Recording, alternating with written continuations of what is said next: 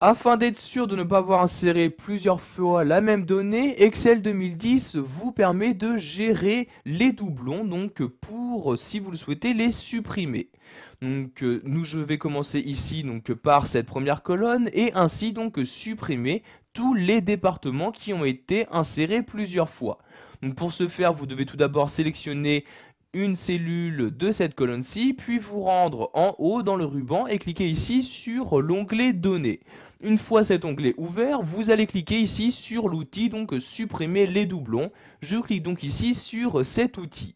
Donc vous avez maintenant cette fenêtre-ci qui s'ouvre avec ici donc les différentes colonnes qu'il est possible de vérifier à la recherche de doublons. Donc ici il ne s'agit pas d'un tableau, je n'ai donc qu'une seule colonne qui apparaît, il s'agit bien de la colonne département. Donc ici je vais bien faire une recherche dans cette colonne, je laisse donc bien cocher cette case là et je clique ensuite sur OK comme ceci. Et comme vous pouvez le voir, j'ai un nouveau message qui apparaît me disant qu'il y avait cette valeur en double. Donc sachez tout de même avant que cette fonctionnalité supprime automatiquement ces doublons. Donc, vous voyez par exemple, il ne me reste maintenant plus que 13 différents départements. Donc je clique ici sur OK et voyez donc maintenant dans cette colonne n'apparaît plus aucun doublon.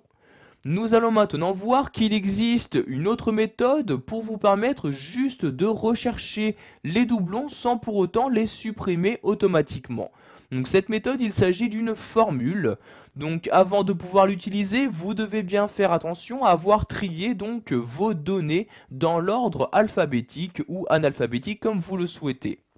Donc je vais par exemple ici utiliser donc cette colonne-ci que je vais trier par ordre alphabétique, donc en cliquant sur ce bouton-là. Donc maintenant mes différents départements sont bien triés par ordre alphabétique. Je vais maintenant pouvoir utiliser la formule, l'insérer dans cette partie-là. Donc j'insère ici un égal et je vais utiliser la formule de condition, la formule si. Donc j'écris SI puis j'ouvre maintenant ma parenthèse. Dans un premier temps, je vais effectuer le test.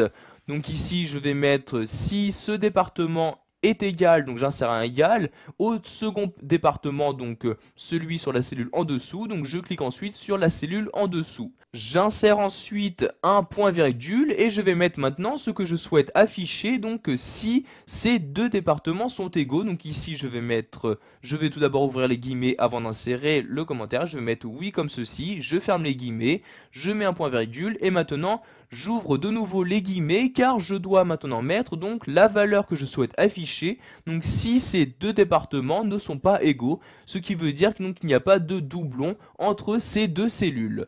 Donc ici je vais mettre bien évidemment non, je ferme les guillemets et maintenant je peux fermer la parenthèse de ma formule et appuyer sur la touche entrée de mon clavier. Donc comme vous pouvez le voir, par exemple, entre ces deux premiers départements, on m'affiche non, ce qui veut dire qu'ils ne se ressemblent pas. En effet, donc, il n'y a pas de doublon entre ces deux cellules. Je vais maintenant étendre cette formule afin de l'appliquer donc sur tous les départements présents dans ma colonne. Je sélectionne donc la cellule en question, puis je l'automatise de manière générale comme ceci, donc en cliquant ici sur le bouton, et en maintenant le clic de ma souris, je descends donc tout en bas de mon tableau comme ceci. Je lâche ensuite le clic de ma souris. Donc vous pouvez voir que dans les différents résultats, il y a ici des oui.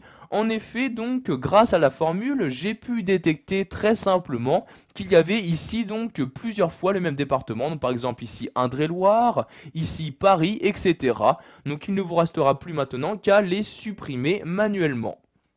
Voilà, vous pouvez maintenant gérer vos doublons à l'aide d'Excel 2010, soit en utilisant une méthode automatique, soit en utilisant l'une des formules proposées par ce tableur.